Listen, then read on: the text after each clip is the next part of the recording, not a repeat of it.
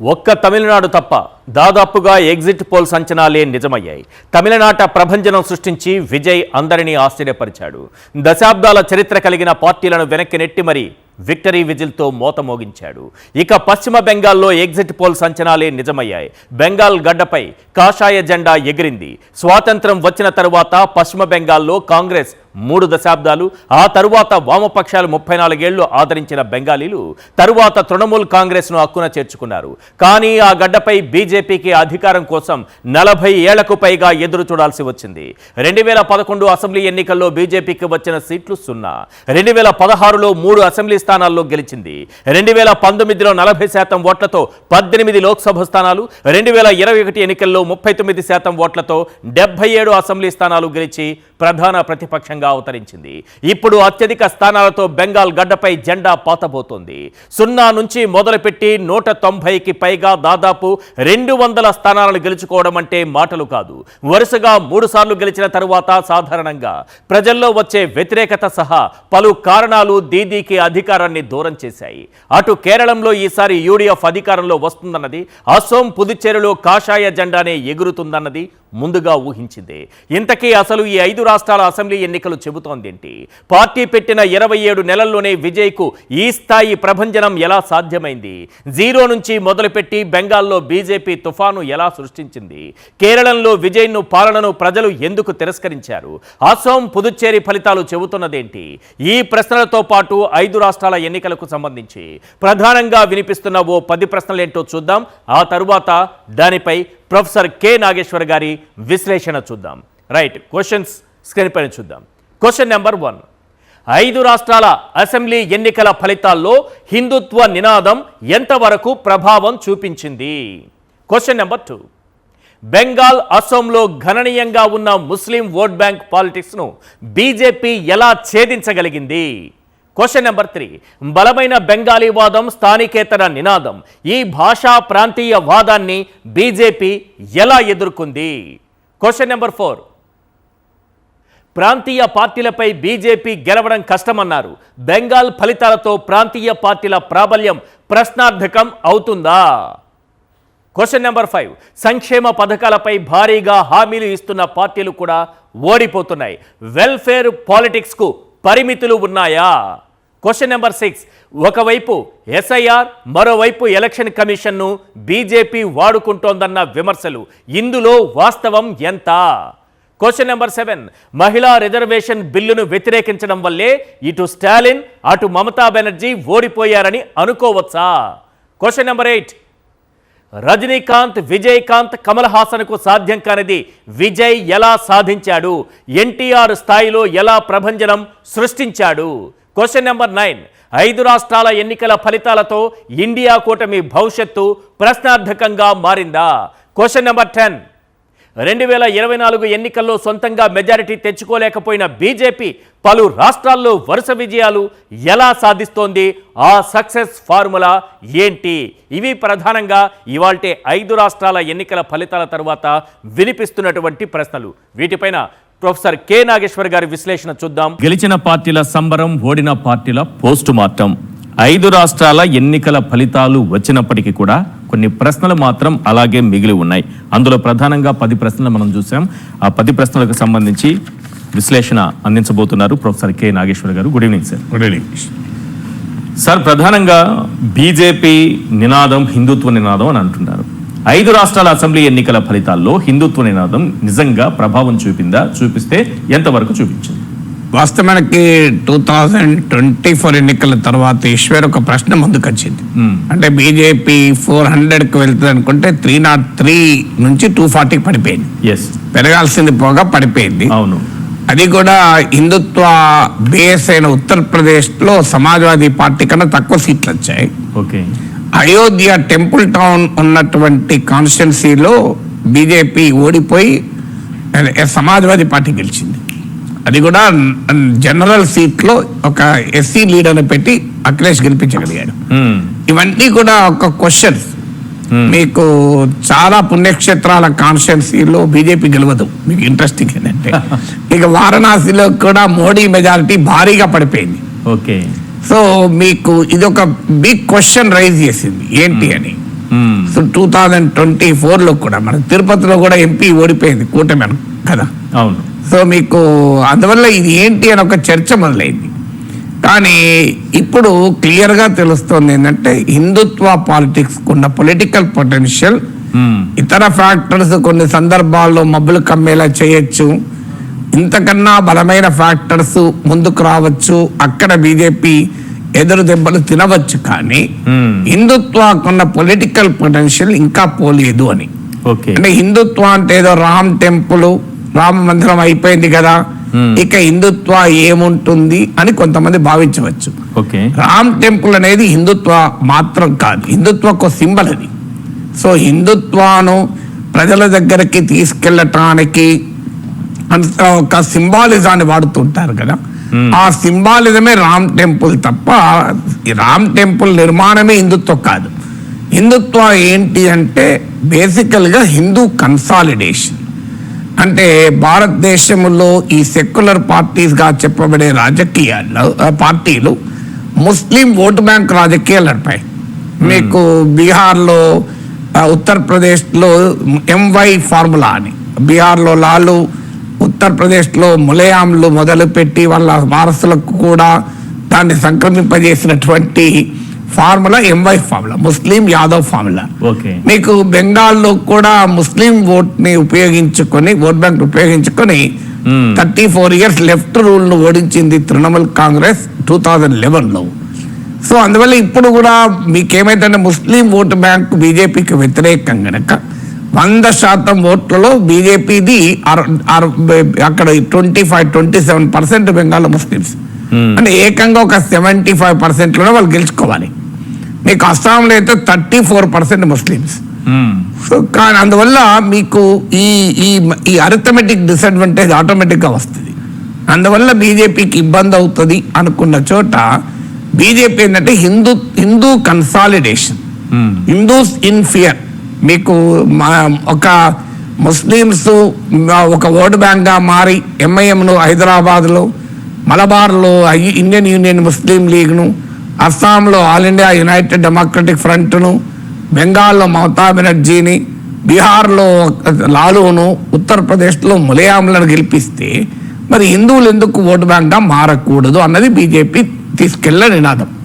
ఆ నినాదం కాస్త ఆ రెండు బార్డర్ స్టేట్స్, బంగ్లాదేశ్ నుంచి ఇన్ఫిల్ట్రేషన్ ఉంటుంది, ముస్లిం పాపులేషన్ పెరుగుతున్న రాష్ట్రాలు, అందువల్ల ఫియర్ ఆఫ్ హిందూ ఫియర్, అంటే హిందువులు మైనారిటీగా మారిపోతారు అనే ఒక భారీ ప్రచారాన్ని బీజేపీ చేయగలిగింది. అది మీకు క్లియర్గా బీజేపీకి బెనిఫిట్ అయింది. అస్సాంలో బెనిఫిట్ అయింది, బెంగాల్లో. మీరే చెప్తున్నారు కొన్ని సందర్భాల్లో అది బెనిఫిట్ కాలేదు, హిందూ అది కాలేదు. అందుకంటే ఇతర ఫ్యాక్టర్స్, అందుకే మొదట్లో చెప్పాను కదా, ఇతర ఫ్యాక్టర్స్ అడ్డుపడితే తప్ప. మీకు 2024లో యూపీలో ఎందుకు పనిచేయలేదంటే సంవిధాన్ ఖత్రే మే హై, బీజేపీకి 400 సీట్లు వస్తే రాజ్యాంగాన్ని మార్చేస్తారు, మీకు రిజర్వేషన్లే పోతాయి అన్న భయాన్ని ఇండియా కూటమి సక్సెస్ఫుల్ గా తేగలిగింది. సో ఇలా కొన్ని చోట్ల మండల్ పాలిటిక్స్ తో మందిర్ పాలిటిక్స్ ఎదుర్కొంటారు. మండల్ బలంగా ఉన్న చోట కమండల్ నడవదు మళ్ళీ.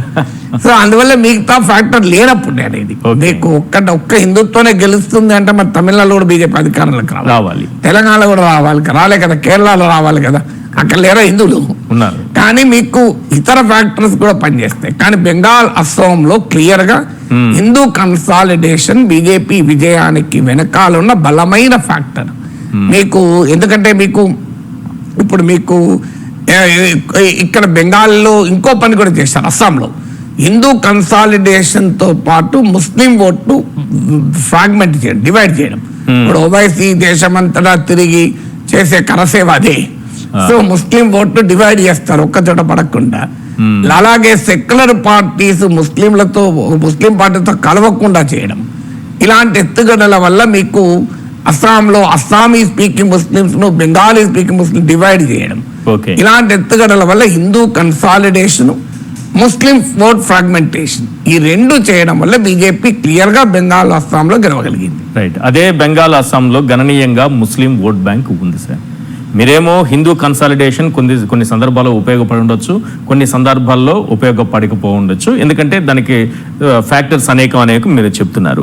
కానీ ఈ ముస్లిం ఓట్ బ్యాంక్ పాలిటిక్స్ ను బీజేపీ ఇటు బెంగాల్లో కానీ అటు అసోంలో కానీ ఎలా ఛేదించగలిగింది? అంటే that is the beauty of BJP politics కదా. మీకు బీజేపీ ఏం చేయగలిగిందంటే మీకు ఒకటి, హిందూ కన్సాలిడేషన్ అనేది ముస్లిం కన్సాలిడేషన్ మించిన కన్సాలిడేషన్ చేయగలగడం. ఓకే, ఇప్పుడు మీకు అస్సాం ఉంది, 66% హిందూస్, 34% ముస్లిమ్స్.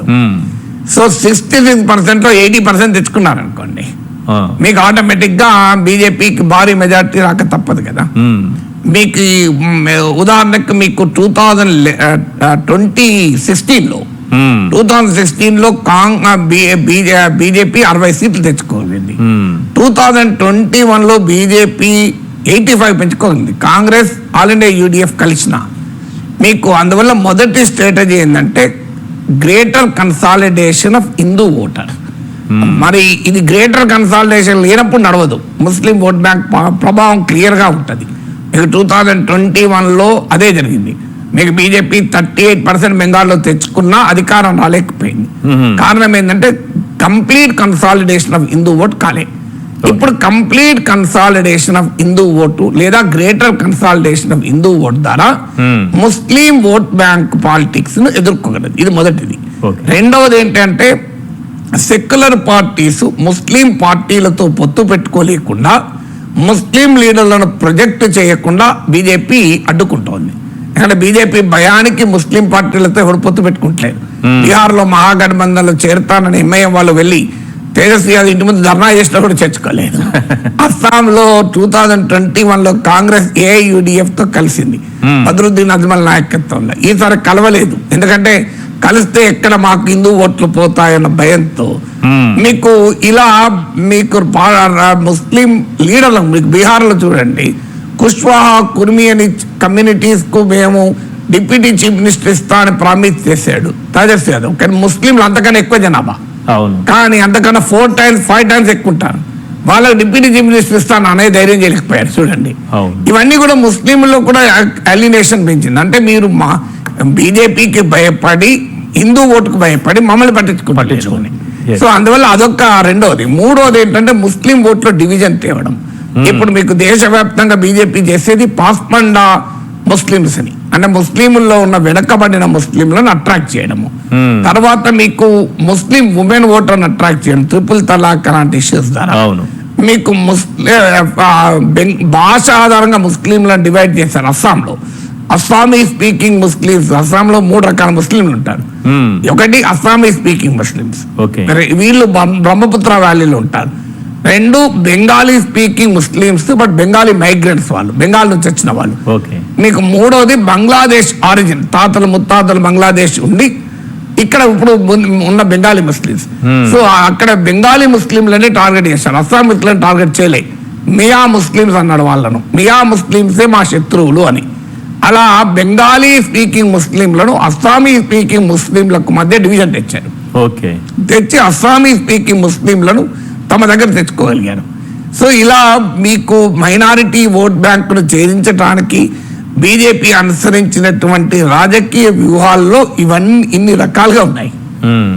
రైట్. అయితే ఇక్కడ ముస్లిం ఓట్ బ్యాంకును ఛేదించగలిగింది. అలాగే పశ్చిమ బెంగాల్లో బలమైన బెంగాలీ వాదం ఉంది, స్థానికేతర నినాదం కూడా ఉంటుంది.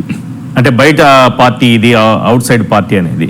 సో ఈ భాషా ప్రాంతీయ వాదాన్ని బీజేపీ ఎలా ఎదుర్కోగలిగింది? వాస్తవంగా బీజేపీ హిందుత్వ ప్రాజెక్ట్ లో మీకు లింగ్విస్టిక్ ఐడెంటిటీ బలహీనపరచడం ఒక హిందుత్వ ప్రాజెక్ట్. అందుకే బీజేపీ ఫెడరలిజానికి వ్యతిరేకము, హిందీ డామినేషన్ కోరుకుంటది, దేశమంతటా హిందీ లింక్ యునైట్ చేయాలని కోరుకుంటది. కారణం ఏంటంటే ఈ లాంగ్వేజ్ నేషనలిజం ఎప్పుడైతే వస్తే రిలీజియస్ నేషనలిజాన్ని దెబ్బతీస్తుంది.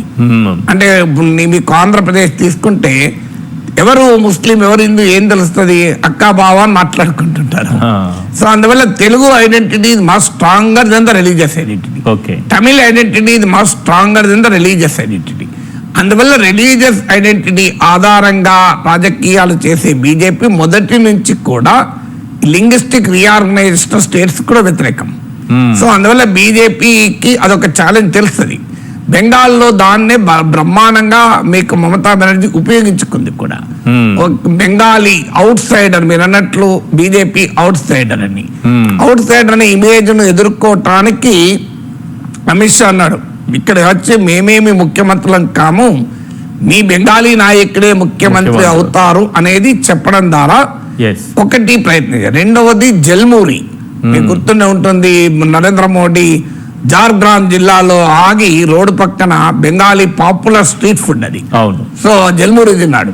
జల్మూరి తిని నేను జల్మూరి తింటే జల్ షాక్ తగిలింది మమతా బెనర్జీకి అన్నారు. జల్ అంటే స్పైసెస్, సో ఘాటు తగిలింది అని, మసాలా ఘాటు. సో అందువల్ల జల్మూరి తినడం ద్వారా లోకల్ ఫుడ్ ఒక ప్రధానమంత్రి కారు దిగి రోడ్డు పక్కనే ఉన్న మీకు ఒక street food, Bengali street food అది తిన్నారు అంటే ఒక సింబల్. అంటే ఇప్పుడు మీకు బందర్కి వెళ్ళి బందర్ లడ్డు తిని, కాకినాడ వెళ్ళి కాకినాడ కాదా తిని, మీరు గోదావరి జిల్లాలకు వెళ్ళి పూతరేకులు తింటే జనంలో ఒక ఫీలింగ్, ఆయన మా తిన్నారు తెలంగాణ వచ్చి చక్నాలు తిని, ఇవేంటంటే these are all symbolic food. మీకు అదొక మెయిన్ గా ఆ ప్రాంత కల్చర్ కు ఒక సింబల్. హైదరాబాద్ దమ్ బిర్యానీ తిని, హైదరాబాద్ కి వచ్చి దమ్ బిర్యానీ, మీరు రాహుల్ గాంధీ పారడైజ్ కెళ్ళి బిర్యానీ తినండి, రాహుల్ గాంధీ వెళ్ళి తినండి, ఎందుకంటే పారడైజ్ బిర్యానీ సింబల్ హైదరాబాద్ కదా. సో ఇలాంతా కూడా మీకు పుట్టు అని ఉంటుంది కేరళలో, ఇవన్నీ యునిక్ ఫుడ్. కేరళకి వెళ్ళి పుట్టు తిని, సో ఇలా మీకు అక్కడ లోకల్ కల్చర్ తో ఐడెంటిఫై కావడం. తమిళనాడులో ఇడ్లీ సాంబార్ తిని, ఇడ్లీ సాంబార్ అంటే మీకు ఒక తమిళనాడు ఉండదు, మీకు తెలంగాణ, ఆంధ్ర, కన్నడ అందరు తింటారు. ఇంకా కర్ణాటకకి వెళ్ళి బిసిబిల్లాబాద్ తినడం, ఇలా మీకు వడాపావ్ తినడం మహారాష్ట్రకి వెళ్ళి, ఇలా ఒక్కొక్క ప్రాంతానికి ఒక కల్చర్ ఉంటుంది, ఒక సింబలిజం ఉంటుంది. ఆ ఐడెంటిటీని తాను దగ్గరగా ఉన్నానని చెప్పడం. మీరు చూడండి, ఇంట్రెస్టింగ్ ఏంటంటే జల్మూరి ప్రాంతంలో ఉన్న అన్ని సీట్లు బీజేపీ గెలిచింది. జార్గ్రామ్ జిల్లాలో 4 సీట్లు బీజేపీ గెలిచింది. అంటే జల్మూరి ఎఫెక్ట్ చూడండి ఎంత ఉంటుంది. సో అలా మీకు లోకల్ ఐడెంటిటీ, దాంతో పాటు హిందుత్వను రీఇన్వెంట్ చేసింది అక్కడ. మీకు ఎక్కడైనా జై శ్రీరామ్ అంటారు బీజేపీ. మీకు 2021 ఎలక్షన్ లో జై శ్రీరామ్ అన్నారు. సో శ్రీరామ ఉత్సవాలు పెద్ద ఎత్తున జరిపితే దానికి కౌంటర్ గా తృణమూల్ కాంగ్రెస్ దుర్గామాత ఉత్సవాలు మొదలు పెట్టారు. బెంగాల్కి వచ్చే వరకు ఏంటంటే శ్రీరామనవమి కన్నా దుర్గా ఫెస్టివల్ చాలా ఫేమస్, దుర్గా నవరాత్రి ఉత్సవాలు. సో ఈసారి ఏం చేశారంటే హిందుత్వకు జై శ్రీరామ్ కాదప్పుడు నినాదం, బెంగాల్ ఇచ్చిన నినాదం అంటే జై మాతా కాళీ, జై దుర్గామాత అని. సో అందువల్ల మీకు అస్సాంకి వెళ్ళి జై కామాఖ్య అన్నారు. అందువల్ల ఆ దేవతలకు కూడా భాష స్థానికతను ఇచ్చారు. లోకల్ క్యాండిడేట్ లోకల్ స్టేటస్ ఇచ్చారు. సో లోకల్ గాడు వస్తున్నాను కాదు. సో అలా బెంగాలీ ఐడెంటిటీని కలిసారు. తర్వాత బెంగాలీ ఐడెంటిటీకి భద్రలోక్ అంటారు. అంటే బెంగాలీలో ఉన్న upper class middle class they are very particular about Bengali identity.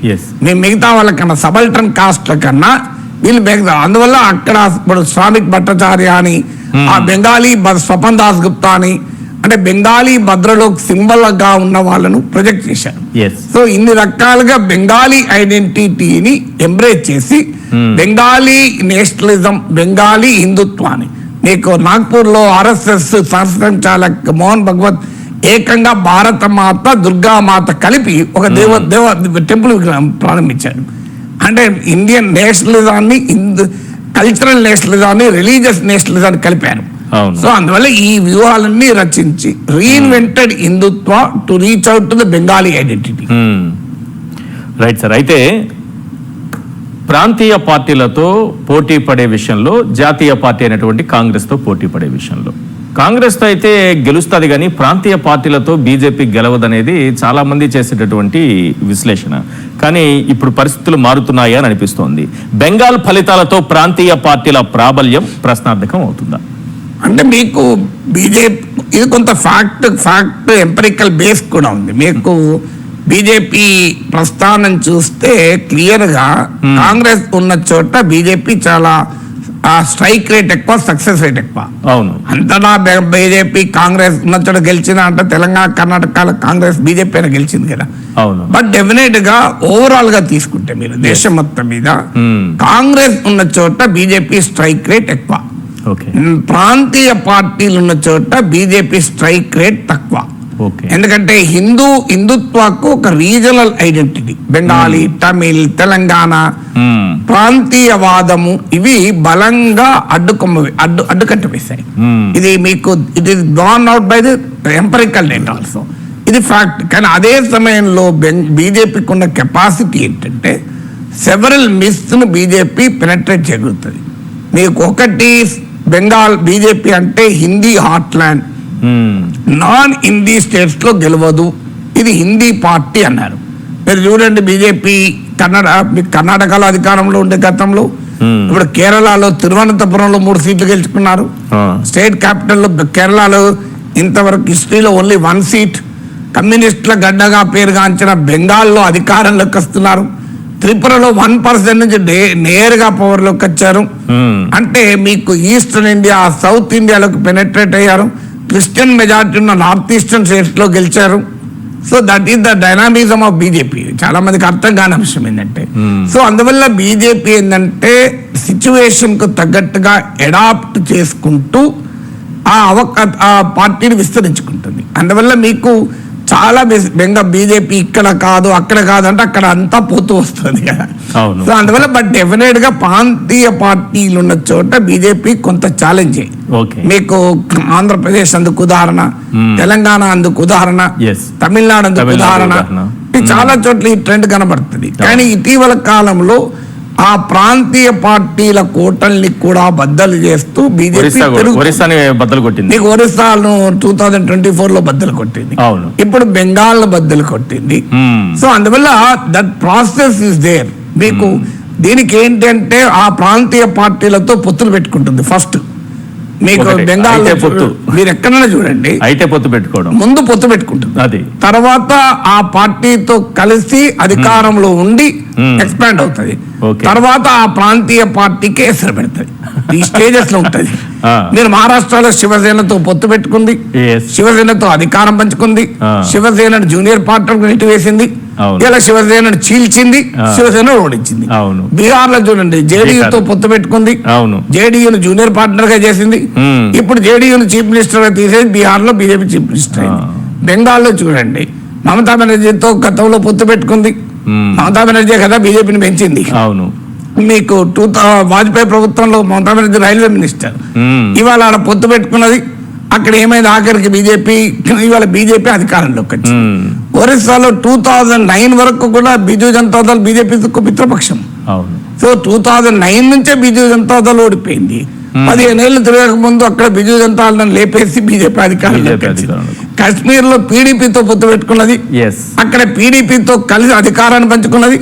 ఇవాళ బీడీపీ అదృష్టమైంది, బీజేపీ నెంబర్ 2 పొజిషన్ లో ఉంది. అక్కడ ఇవాళ నెంబర్ 2 జమ్మూ కాశ్మీర్ అసెంబ్లీలో ప్రధాన ప్రతిపక్షం స్థానాన్ని దాకా వచ్చింది. పొత్తు పెట్టుకున్న వాళ్ళని నెమ్మదిగా మింగేస్తూ. ఇప్పుడు బెంగాల్లో చూడండి, మీరు అకాలీదళతో పొత్తు పెట్టుకున్నది, అకాలీదళ్ విడగొట్టింది. ఇప్పుడు అకాలీదళ్ ప్లేస్ దాటి బీజేపీ ముందుకు రావాలని చూస్తుంది. ఇప్పుడు అక్కడ పంజాబ్ లో మీరు ఇవాళ అకాలీదళ్ ప్రాంతమైన సిక్ ప్రాంతాలకు, రూరల్ పంజాబ్ లో కూడా బీజేపీ ఎక్స్పాండ్ చేస్తోంది. అందులో భాగంగానే ఆమ్ ఆద్మీ పార్టీ ఎంపీలందరినీ లాగేసింది ఆపరేషన్ పంజాబ్. ఇప్పుడు అకాలీ దళని పక్కన పెట్టినట్టేనా సార్? అవసరం వస్తే మళ్ళీ కలుస్తారు, అది వేరే విషయం. అంటే ప్రయత్నం చేస్తారు, సొంతంగా ఎదిగే ప్రయత్నం. ఇప్పుడు తమిళనాడులో అదే చేశారు కదా, ఏడీఎంకేతో పొత్తు పెట్టుకున్నారు. ఏడీఎంకేలో పన్నీర్ సెల్వన్ కు లేపారు మిగతా వాళ్ళకి వ్యతిరేకంగా.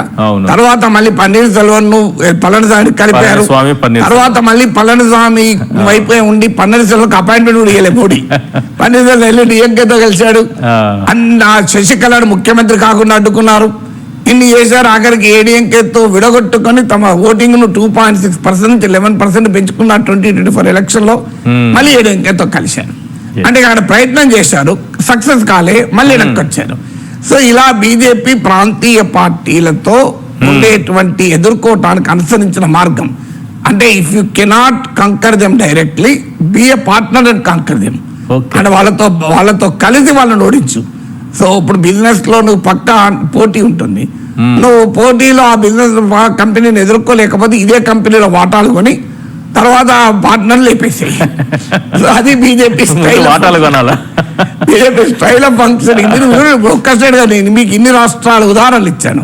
మీకు హర్యానా చూడండి, లాస్ట్ ఎలక్షన్ లో బీజేపీకి మెజారిటీ రాలేదు, జననాయక జనతా పార్టీ అనే ఒక పార్టీతో కలిశారు. సో దానికి 10 సీట్లు ఉండే దుష్యంత్ చౌతాలా నాయకత్వంలో. ఇప్పుడు ఏమైంది, జననాయక జనతా పార్టీ 0 అయింది, హర్యానాలో బీజేపీ అధికారంలోకి వచ్చింది. మీకు ఒక్క స్టేట్ కాదు కదా, ఇన్ని స్టేట్లు ఉదాహరణలు చెప్పాను. సో అస్సాంలో చూడండి, అస్సాం గణ పరిషత్ ఒకప్పుడు చాలా స్ట్రాంగ్ పార్టీ. అవును, మీకు ఆడ అధికారంలో ఉన్న అస్సాం ఉద్యమాన్ని నడిపింది. Prafulla Kumar Mahanta all Assam students union నాయకుడిగా ముఖ్యమంత్రి అయ్యాడు. ఏజీపీని కలుపుకుంది. ఇవాళ ఏజీపీ లేకుండా బీజేపీకి సొంతగా వచ్చేసింది. ఏజీపీ లేదు, ఆల్మోస్ట్ లేదు ఇప్పుడు. సో ఎన్ని స్టేట్స్ మీకు చెప్పాను నేను ఇప్పుడు, అస్సాం, బెంగాల్, తమిళనాడు, పంజాబ్, మీకు సక్సెస్ స్టేట్స్ చెప్పాను. జమ్మూ కాశ్మీర్, హర్యానా, మహారాష్ట్ర, బీహార్, బెంగాల్, అస్సాం, ఇలా ఇన్ని స్టేట్ లో జరుగుతున్న ట్రెండే కదా. ఇది అంతటా జరుగుతుంది. ఒక ఇండియాలో ఒక్క స్టేట్. కొంతమంది అనుకుంటారు ఇది మా స్టేట్ లో కాదు, మమ్మల్ని కాదు, మేము మా ఓడు అంతకన్నా తీసి మార్క్ అని అనుకుంటారు. కానీ బీజేపీ జైత్రయాత్ర ముందు లేవి నడవేవి. రైట్. అయితే ఎన్నికలు వచ్చేటప్పటికి హామీలు ఇవ్వడం అనేది అన్ని పార్టీలు కామన్ గా మారింది సార్. సంక్షేమ పథకాలపైన అయితే విపరీతమైనటువంటి హామీలు ఇస్తూ వస్తున్నాయి, అయినా సరే ఓడిపోతున్నాయి. వెల్ఫేర్ పాలిటిక్స్ కూడా కొన్ని పరిమితులు ఉన్నాయని అనుకోవాలా? ఖచ్చితంగా ఉంటాయి. ఒకటి పరిమితి ఏంటంటే వెల్ఫేర్, కాంపిటేటివ్ వెల్ఫేరిజం అయింది. ఒకప్పుడు ఎవరో ఒక్కరే వెల్ఫేర్ ప్రామిస్ చేసేవారు. అవును, మీకు 2004లో ఉమ్మడి ఆంధ్రప్రదేశ్ తీసుకోండి, రాజశేఖర రెడ్డి ఉచిత విద్యుత్తు అని ఇలా సంక్షేమ పథకాలు ఎత్తి గెలిచాడు. అప్పుడు చంద్రబాబు నాయుడు అసలు వ్యతిరేకించాడు. మీరు గమనిస్తే ఉచిత విద్యుత్తును వ్యతిరేకించాను. కానీ తర్వాత కాలంలో మీరు వాళ్ళ డిఫరెన్స్ ఏం లేదు కదా. నీవు 10 రూపాయలు ఇస్తా అంటే నేను 12 రూపాయలు ఇస్తా. నువ్వు ఇద్దరికి ఇస్తా, ఒక్కరికి ఇస్తా, నేను ఇద్దరికి ఇస్తా. ఎంతమందికి అంటే రివైజ్డ్ అండ్ ఎన్లార్జ్ ఎడిషన్స్ ఇస్తున్నారు. అందువల్ల ఏమవుతుందంటే ప్రజలు కూడా ఒకప్పట్లాగా లేరు. ప్రజలు కూడా ఎట్లున్నారంటే వీళ్ళకి ఇచ్చారనే లాయల్టీ ఏం లేదు. ఎవరికొరకు ఇస్తున్నారు, వాళ్ళు అధికారంలో రావడానికి ఇస్తున్నారు, వాళ్ళొకరికి ఇస్తున్నారు. ఎవరో వాడిస్తాడు, ఎవరైనా ఇవ్వాల్సిందే, ఇవ్వకుంటే వస్తారా అనే దశకు వచ్చారు. మీరు తెలంగాణలో కేసీఆర్ వెల్ఫేర్ స్కీమ్స్ అన్ని ఇచ్చాడు. గ్రామీణ తెలంగాణలో ఓడిపోయారు కదా, వెల్ఫేర్ స్కీమ్ల ప్రభావం లేదు, హైదరాబాద్ లో గెలిచారు. మీరు గమనించారు. ఎందుకంటే కాంగ్రెస్ 6 గ్యారంటీలతో రివైజ్ అండ్ ఎన్లార్జ్ ఎడిషన్ ఇచ్చారు. ఆంధ్రప్రదేశ్ లో జగన్మోహన్ రెడ్డి వెల్ఫేర్ స్కీమ్స్ తో 2.5 లక్షల కోట్లు బట్టన్ నొక్కారంటే సూపర్ 6 అని అంతకన్నా ఎక్కిస్తానని చెప్పారు. సో ప్రజలు ఎట్లా కూడా ఇక్కడ బెంగాల్లో కూడా అదే పరిస్థితి. కాంగ్రెస్ ఏంటంటే ఉదాహరణకు లక్ష్మీ బండారం పేరుతో 1500 ఇచ్చారు, బీజేపీ వాళ్ళకి ఏమన్నారు 3000 ఇస్తామన్నారు. సో అందువల్ల ప్రజలు ఎప్పుడు కూడా ఏమవుతుంది అంటే ఒకప్పట్లాగా లాయల్టీ ఉండలేదు. కాంపిటేటివ్ వెల్ఫేర్ పాలిటిక్స్ వచ్చాక nobody has any unique selling proposition, USP లేకుండా పోయింది. అందువల్ల మీకు బెంగాల్ అది ఒక ఇంపార్టెంట్. రెండవది, ఎప్పుడు కూడా వెల్ఫేర్ పాలిటిక్స్ లిమిటేషన్స్ ఉంటాయి. ఎన్టీ రామారావు అసలు ఈ వెల్ఫేర్ పాలిటిక్స్ ఆద్యుడు కదా. ఉచిత మీకు 2 రూపాయల కిలో బియ్యం ఎంత పాపులర్ స్కీము, జనతా వస్త్రాలు ఎంత పాపులర్ స్కీము. మరి ఏమైంది, 18 కాంగ్రెస్ చేతిలో ఓడిపోలేదా? అంత ప్రబంధనంగా ఉన్న ఎన్టీ రామారావు కూడా ఓడిపోయాడు కదా. సో అందువల్ల మీకు వెల్ఫేర్ పాలిటిక్స్ అనేది ఎవరికి, మనం అమిత్ షా ఒకసారి అంటాడు, ఒకవేళ సంక్షేమ పథకాలతోనే గెలవాలంటే అధికార పార్టీ ఎప్పుడు అధికారంలోనే ఉంటుంది, ఓటమి అనేది ఉండదు. ఎందుకంటే దాని మించింది లేదు కదా. సో అందుకని మరి అలా కాదు కదా. అంటే ఇతర ఫ్యాక్టర్స్ కూడా ప్రధానమైన ఫ్యాక్టర్స్ ఉంటాయి. ఒకప్పుడు అంటే ఏదో ఒక పార్టీ సంక్షేమ పథకాలు ఇచ్చేది, ఇంకో పార్టీ సంక్షేమ పథకాలు వ్యతిరేకించేది. ఇప్పుడు ఆ సీన్ లేదు. ఇప్పుడు అందరూ సంక్షేమ పథకాలే. ఇందులో తేడా ఏం లేదు, ఐడియాలజీ లేదు ఇందులో అందరు ఐడియాలజీ ఒకటే ఇక్కడ. అందువల్ల మీకు ఇతర ఫ్యాక్టర్స్ ఆటోమేటిక్ గా డామినేట్ చేస్తాయి కదా. Correct sir. అయితే బీజేపీ ఎప్పుడు గెలిచినా ఎక్కడ గెలిచినా ఈ మధ్య కాలంలో బాగా వినిపిస్తున్నది ఒకటి ఎస్ఐఆర్, రెండోది ఎలక్షన్ కమిషన్ ను వాడుకుంటోంది. ఈ ఆరోపణల్లో, ఈ విమర్శల్లో వాస్తవం ఎంత? అంటే ఇది పూర్తిగా వాస్తవం ఉందా అంటే ఉంది, లేదు అంటే లేదు. ఎందుకు అంటే స్పెషల్ ఇంటెన్సివ్ రివిజన్ వల్లనే బెంగాల్లో బీజేపీ అధికారంలోకి వచ్చింది అని ఎవరైనా అంటే తప్పు. ఎందుకు తప్పు అంటే స్పెషల్ ఇంటెన్సివ్ రివిజన్ ప్రభావమే లేని జిల్లాలో కూడా గెలిచారు కదా. మరి ఓకే, ఇప్పుడు బెంగాల్లో మీరు నియర్లీ 200 సీట్స్ వరకు పోతుంది. మీకు బెంగాల్లో మీరు మ్యాప్ తీసి పెయింట్ కలర్ వేయండి, మీకు బెంగాల్లోని అన్ని ప్రాంతాల్లో సాఫ్రన్ కలర్ ఉంటుంది కదా.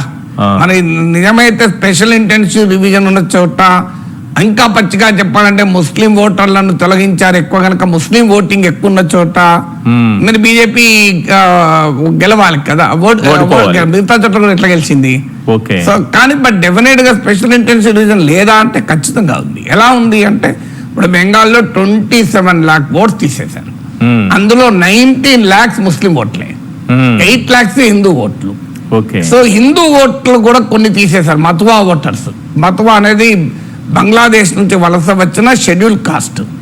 సో ఈ మతువా ఓటర్లను తీయడం వల్ల బీజేపీ దెబ్బతింటది అని అనుకున్నారు అందరు, ఎందుకంటే మతువా ఓటర్ ఇది బీజేపీ ఓటర్. కానీ ఏం జరిగింది అంటే మతువా ఓటర్లకు ఇంకో ఆప్షన్ లేదు. కాస్త బీజేపీ పట్ల అసంతృప్తి వ్యక్తమైంది, మా ఓట్లు కూడా తీసేశారని. కానీ వాళ్ళకు ఒక కాన్ఫిడెన్స్ ఇచ్చారు ఏంటంటే రేపు సిటిజన్షిప్ అమెండ్మెంట్ యాక్ట్ వల్ల, సిటిజన్షిప్ అమెండ్మెంట్ యాక్ట్ లో హిందూస్ అయితే పౌరసత్వం వస్తుంది. అందువల్ల మాకు సిఏఏ ఉన్నది గనక, సిఏతో భయం లేదు గనక ఇవాళ ఓటు హక్కు పోయినా మాకేమీ కాదు అనే ధైర్యం వాళ్ళకు ఉండే. మీకు ఇక్కడ వచ్చే వరకు ఏమైందంటే ముస్లింలు రెండు ఫియర్స్. ఒకటి ఓటు హక్కు పోవడంతో రేపు పౌరసత్వమే తీసేస్తారేమో బంగ్లాదేశ్ ముస్లింలు అని చెప్పి సిఏఏ ప్రయోజనం అనే భయం కూడా పనిచేసింది. అందువల్ల మత్వా ఓటర్లు భయపడలేదు కనుక బీజేపీకి ఓటేశారు. మళ్ళీ మీకు మత్వా ఓటర్లకు ఆప్షన్ కూడా లేదు కదా, వాళ్ళు తృణమూల్ కాంగ్రెస్ వేయలేరు కదా, అందువల్ల బీజేపీకి ఓటేశారు. అందువల్ల స్పెషల్ ఇంటెన్సివ్ రివిజన్ వల్ల జరగాల్సిన లాభమో జరిగింది, జరగాల్సిన నష్టం జరగలేదు. మీకు ముస్లిం ఓటర్లు ఎక్కువ మంది డిలీట్ కావడం వల్ల లాభం జరిగింది, హిందూ ఓటర్లు కూడా డిలీట్ అయినరు కానీ దాని నష్టం జరగలేదు. కారణం ఏంటంటే హిందూ కన్సాలిడేషన్ బీజేపీ సక్సెస్ఫుల్ గా చేయగలిగింది గనక, సిఏఏ ఫియర్స్ వాళ్ళకు లేవు గనక, హిందూ ఓట్లు దూరం ఓట్లు పోయినందుకు మత్వా ఓటర్లలో అసంతృప్తి ఉన్నా కూడా తర్వాత బీజేపీ ప్రతిపక్షాలు కూడా చేసే మిస్టేక్ ఏంటంటే స్పెషల్ ఇంటెన్సివ్ రివిజన్ అనేది రాజకీయ పార్టీల సమస్య, ఓటర్ల కొరకు సమస్య, అందరి సమస్య కాదు కదా. ఇప్పుడు మీకు ఎవరైతే ఇప్పుడు ఉదాహరణకు బెంగాల్లో 6 కోట్ల పైన ఓటర్లు ఉన్నారు ఆఫ్టర్ ఎస్ఐఆర్, మీకు 6 కోట్ల సుమారు 7 కోట్ల ఓటర్లు. ఇందులో ఎంతమందికి ఇది ఎస్ఐఆర్ ఇష్యూ? 27 lakhs issue. కోల్పోయింది 27 లక్షలు కదా. ఈ 27 లక్షలు కూడా అన్ని ఒరిజినల్ ఓటర్లే కోల్పోయారు అనలేం కదా. ఇందులో చచ్చిపోయిన ఓటర్లు ఉంటారు, డూప్లికేట్ ఓటర్లు ఉంటారు, చేంజ్ అయిన ఓటర్లు ఉంటారు కదా. ఇందులో 27 లక్షల్లో జెన్యూన్ గా ఓటర్ అయి సార్ స్పెషల్ ఇంటెన్సివ్ రివిజన్ వల్ల నష్టపోయిన వాళ్ళు 15 లక్షలు 20 లక్షలు ఉండొచ్చు, 10 లక్షలు ఉండొచ్చు, వాళ్ళకే సమస్య కదా. రాజకీయ పార్టీలు చేసే మిస్టేక్ ఏంటంటే ఆ సమస్యను అందరి సమస్యగా చూస్తారు. అందువల్ల ఆ స్వీయ మానసిక దృక్పథం. మీకు బీహార్ లో కూడా రాహుల్ గాంధీ ఎంటైర్ క్యాంపెయిన్ చూడండి మీరు, ఓట్ చోరీ చుట్టే తిరిగింది. అసలు ప్రభుత్వ మీద వ్యతిరేకతను ఎదుర్కోవాల్సింది వదిలేసి మీకు అక్కడ అధికారంలో ఎన్డీఏ ప్రభుత్వం ఉంది గనక దాని మీద ఫోకస్ వదిలేసి సార్ మీద ఫోకస్ పెడితే ఏమయ్యాడు? ఓట్ షేర్ అనేది ప్రజలు దాన్ని అసలు అందరి ఇష్యూ కాదు కదా, అందరి ఇష్యూ కాదు, పోయిన ఓటర్ల సమస్య జెన్యూన్ గా ఉండి అందరి సమస్యగా నువ్వు మారుస్తే ఎట్లా అంటే ఒక సెక్షనల్ ఇష్యూను యూనివర్సల్ ఇష్యూగా చేసి మీకు బీహార్ లో కాంగ్రెస్ మహాగఠబంధన్ దెబ్బతిన్నది, మీకు బెంగాల్లో తృణమూల్ కాంగ్రెస్ కూడా దెబ్బతిన్నది. దాన్ని తర్వాత ఏది కూడా మనకు గుర్తుంచుకోండి, ఎనీథింగ్ ఏంటంటే ఓవర్ గా స్ట్రెచ్ చేస్తే అతి వినయం ధూర్త లక్షణం, మీకు ఆలస్యం అమృతం విషం, ఇవన్నీ మన సామెతలు పట్టగలేవు. చూడండి మీరు బెంగాలీ ఐడెంటిటీని టూ మచ్ లాగితే మమత ఓడిపోయింది, తమిళ ఐడెంటిటీని టూ మచ్ లాగితే స్టాలిన్ ఓడిపోయాడు. అంటే ఏదైనా చేస్తే ఏమైతుందంటే ఇదే జరుగుతుంది, తెగనంత వరకు లాగితే లాగి లాగి ఎక్కడి దాకా లాగారు. కేంద్రం పైన పోరాటం, డిఎంకే కూడా కేంద్రంపై పోరాటం లాగి లాగి ఆఖరికి ఓడిపోయారు. అరవింద్ కేజ్రీవాల్ కేంద్రంపై పోరాటం టూ మచ్ గా లాగి ఓడిపోయారు. చూడండి కేంద్రంపై పోరాటం మమతాని టూ మచ్ లాగి ఓడిపోయారు.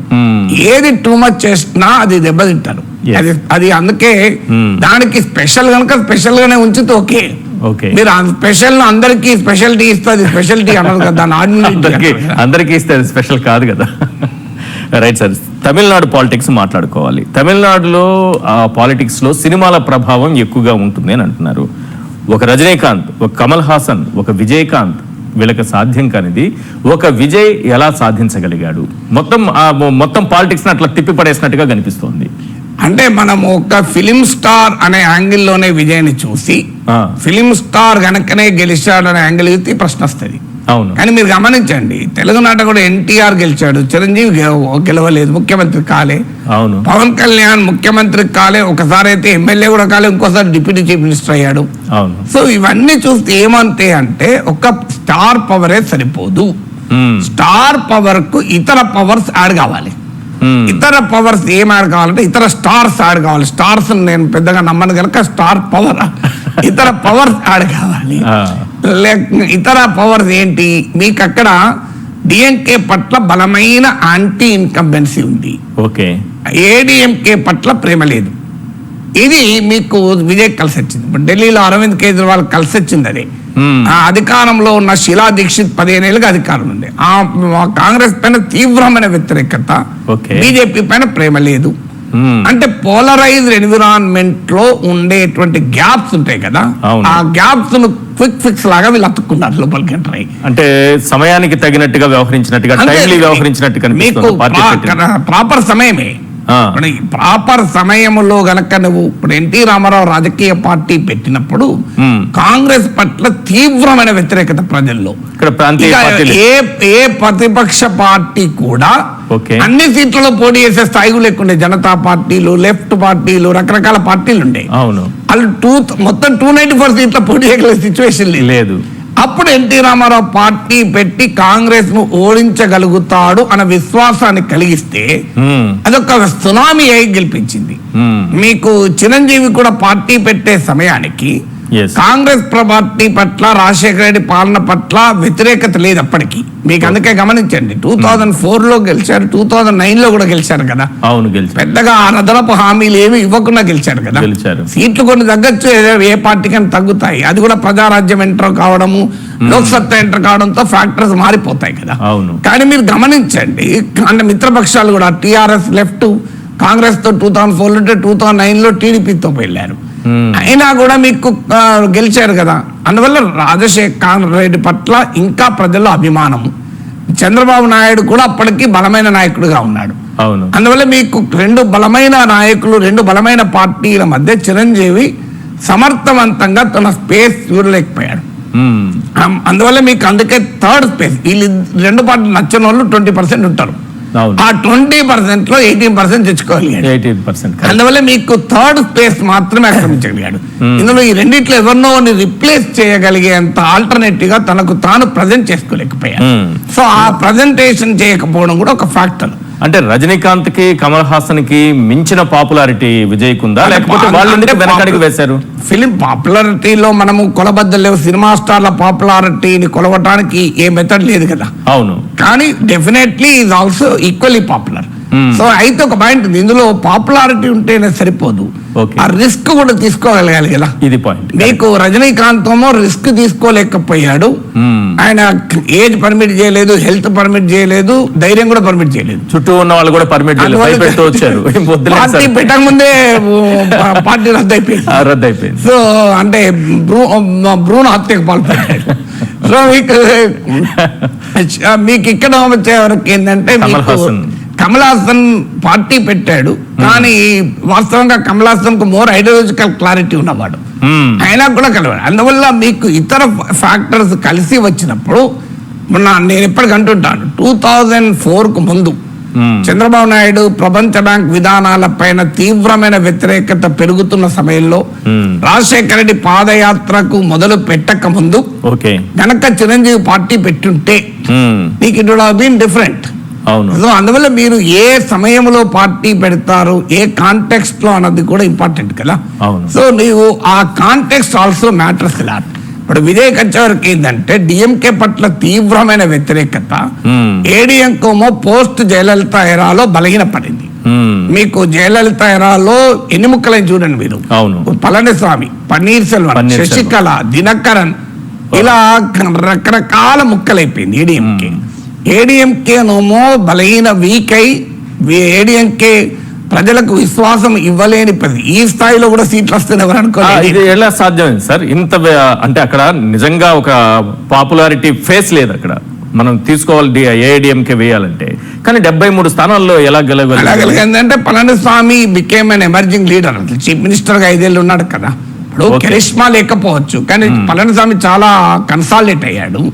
తర్వాత ఏడీఎంకే పార్టీ ఉంది, ఆపరేటర్స్ ఉంది కదా. సో విజయ్కి లేని ఏడీఎంకే ఉన్నది వాస్తవంగా.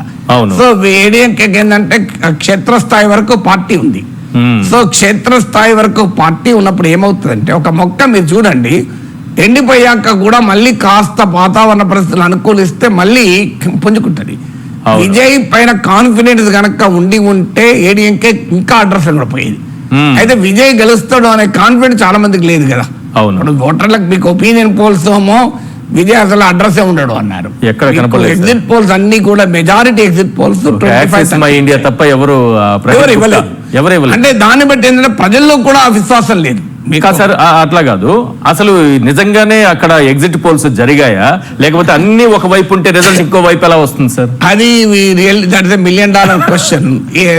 ఎక్కడ నుంచి ఎంటర్ అయ్యారు, ఎక్కడ ఎగ్జిట్ అయ్యారు? సింపుల్ లాజిక్, ఇంట్లో కూర్చొని లెక్కలేసుకొని డిఎంకే వ్యతిరేకత ఉంది, సో ఆ ఓట్లు కొంచెం తీలిస్తే. అంటే there are 100 questions on exit polls. Exit poll వెనకాల కర్త కర్మ క్రియలు ఎవరు అని. సో అదొక different question. My point here is, ఇక్కడ మీకు విజయ్ ఏంటంటే మీకు ఇంకొక పాయింట్ కూడా ఉంది. మీకు తమిళనాడు పాపులేషన్ లో 40% యూత్, అంటే బిలో 40 years 40%. మీకు ఈ యంగర్ ఓటర్ జనరల్ గా పొలిటికల్ ఉంటారు, అంటే వాళ్ళు ఏ రాజకీయాలకు ఉంటారు. యంగర్ ఓటర్ చాలా తొందరగా అసంతృప్తి చెందుతారు.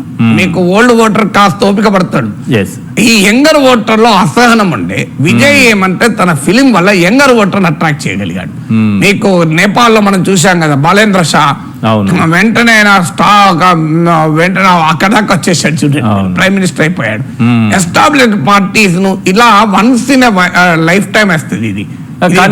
కానీ విజయ్ ఎందుకు ఏ పార్టీతోనూ పొత్తు పెట్టుకోకుండా ఇంత రెండు డిఎంకే ఏఐడిఎంకే బాగా అనుభవం ఉన్నటువంటి 2 పార్టీలతో ఎలా ఢీ కొట్టగలను అనుకున్నా? అంటే ఆయన అనుకున్న కన్నా ఆయనకు అనివార్యం కూడా అయింది కదా. ఇప్పుడు ఏ పార్టీ సినిమా స్టార్లు ఎవరైనా వాళ్ళకి తత్వం బోధపడితే తప్ప వాళ్ళు సెకండ్ ర్యాంక్ ఒప్పుకోరు. సినిమా స్టార్లు ఎవరు కూడా వాళ్ళు సినీ రంగంలో హీరోలుగా ఉంటారు కదా, హీరో పక్కనే ఉండరు కదా మీకు యాక్టర్స్ గా. సో రాజకీయాల్లో కూడా వాళ్ళే నెంబర్ 1 సూపర్ స్టార్ గానే ఉండాలనుకుంటారు. అక్కడ ఏమైంది, డిఎంకే వారు ఎట్లాగో ఇలా వచ్చారు. ఏడీఎంకే తో యాక్చువల్ గా మంతనాలు నడిచాయి. ఏడీఎంకే విజయ్ 137 సీట్లు, సగం సీట్లు అడిగారు. మీరు మోర్ దెన్ హాఫ్ సీట్లు అడిగారు. తర్వాత మీరు సీఎం పోస్ట్ అడిగారు. అది పళనిస్వామి ఎట్లు ఇస్తాడు, ఆల్రెడీ సీఎం కదా, తన కుర్చీ వంటి ఇస్తారా? ఇప్పుడు మీరు నన్ను గెస్ట్ గా వెళ్తారు కానీ యాంకర్ గా పిలవరు కదా. యాంకర్ వెళ్తే నేనేం చేయాలి సార్ అంటారు. అదే పరిస్థితి. కాంగ్రెస్ పార్టీ వాస్తవంగా ఆఫర్ చేశాడు, 60 సీట్లు ఆఫర్ చేశారు. కాంగ్రెస్ ఏంటంటే పార్కిన్సన్ పాలిటిక్స్ అంటారు, అట్లా వాళ్ళ సమయానికి డిసిషన్ తీసుకోలేరు వాళ్ళు. సో వాళ్ళు ఒక ట్రైన్ వెళ్ళిపోయినాక రైల్వే స్టేషన్కి వస్తుంది కాంగ్రెస్ పార్టీ. అందువల్ల వాళ్ళు స్టేషన్ వచ్చారు, కానీ అప్పటికి రైలు వెళ్ళిపోయింది. అందువల్ల ఇప్పుడు అక్కడ ముందుకు పోయి విజయ్ ఆగిండు నెక్స్ట్ స్టేషన్ లో. ఇప్పుడు కాంగ్రెస్ పార్టీ కారు పట్టుకొని ఫాస్ట్ గా వెళ్ళి ఆ స్టేషన్ లో విజయ్ తో ఎక్కుదామని చూస్తున్నారు. అందువల్ల మీకు ఈ ఫ్యాక్టర్స్ అని, మీకు యంగర్ ఓటర్ అనేది కీలకమైన, అలాగే ఉమెన్ ఓటర్. మీకు ఉమెన్ ఓటర్లకు జనరల్ గా ఫిలిం స్టార్లకు ఉమెన్ ఓటర్ ఎక్కువ ఉంటారు. అందువల్ల మీకు ఏం జరిగిందంటే, మీరు ఎన్టీ రామారావు పార్టీ పెట్టినప్పుడు గుర్తు చేస్తే మీకు మెన్ ఓటర్ కన్నా ఉమెన్ ఓటర్స్ ఎక్కువ షిఫ్ట్ అయ్యారు ఫస్ట్. ఎందుకంటే వాళ్ళకి పెద్దగా రాజకీయాలు ఉండవు, ఉమెన్ లో ఎక్కువ మందికి పాలిటిక్స్ ఉండవు. ఉండకపోయారు ఏమైతుందంటే వీళ్ళు ఒక్కరే వాళ్ళకి తెలిసింది, పొలిటికల్ స్టార్లతో వాళ్ళు కనెక్ట్ అయ్యి ఉండరు. అందువల్ల వాళ్ళ సినిమా స్టార్లతోనే కనెక్షన్ ఉంటుంది. సో ఇలాంటి ఫ్యాక్టర్స్ అన్ని కూడా విజయ్కి దోహదం చేశాయి. అంటే గ్రౌండ్ లెవెల్లో కమిటీలు కూడా ఏర్పాటు కాలేదు సరిగా అని కూడా అన్నారు. అంటే ఇప్పుడు కమిటీలు ఎన్నికలకు రకరకాల పద్ధతులు. మీరు ఒకటి కారు ఉంటే తొందరగా డెస్టినేషన్ చేరుతారు, కారు లేదనుకోండి 1 గంట ముందు బయలుదేరి నడుచుకుంటూ పోయినా ముందే పోవచ్చు, కారు కన్నా కూడా ముందు పోవచ్చు ఒకసారి మీకు. అందువల్ల ఆర్గనైజేషన్ లేదు కరెక్ట్, కానీ ఓటర్ ఉన్నప్పుడు ఆర్గనైజేషన్ ఏంటి? ఇప్పుడు స్వచ్ఛందంగా ఓటు వేసే ప్రజలు ఉంటే ఆర్గనైజేషన్ అవసరం లేదు. డైరెక్ట్ లీడర్ నే చూస్తారా, ప్రజలు ఇది మన ఎలక్షన్స్ ప్రెసిడెన్షియల్ అయిపోయాయి కదా, నాయకుని చేసి ఓటేస్తారు కదా. అయితే డెఫినెట్ గా పార్టీ క్షేత్రస్థాయి ఆర్గనైజేషన్ ఎప్పుడంటే ఎమోషన్ లేనప్పుడు చాలా కీలకం. ఎందుకంటే ఓటర్లను మొబిలైజ్ చేయాలి. ఇప్పుడు కేసీఆర్ తెలంగాణ సీఎం అయినప్పుడు టీఆర్ఎస్ ఎక్కడ ఉన్నది క్షేత్రస్థాయిలో. Yes. తర్వాత వాళ్ళు పార్టీని కొద్దిగా పెంచుకున్నారు తప్ప నిర్మాణం జరుగుతుంది. క్షేత్రస్థాయిలో ఆర్గనైజేషన్ లేదు. అవును, ఎవరు అన్నారట జిల్లా కమిటీలు వేద్దాం, టౌన్ కమిటీలు వేద్దాం అంటే ఏమేసి గెలిచినా మనం అన్నాడు కేసీఆర్. అయితే ఇప్పుడు మళ్ళీ తప్పదని ఇప్పుడు జాగ్రత్త ఇప్పుడు తప్పదు.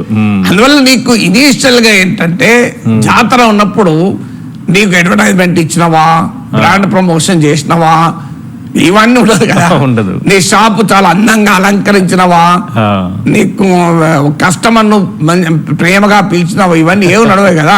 అవును, జాతర అప్పుడు నీకు ఏం లేకపోయినా నడుస్తుంది. సో ఇది ఒక జాతర. ఇప్పుడు ఆడ విజయ్ జాతర, ఈ జాతరలో ఇవన్నీ ఓడి పట్టించుకున్నాడు. రైట్, థ్యాంక్ యూ సార్ మీ విశ్లేషణ అందించినందుకు.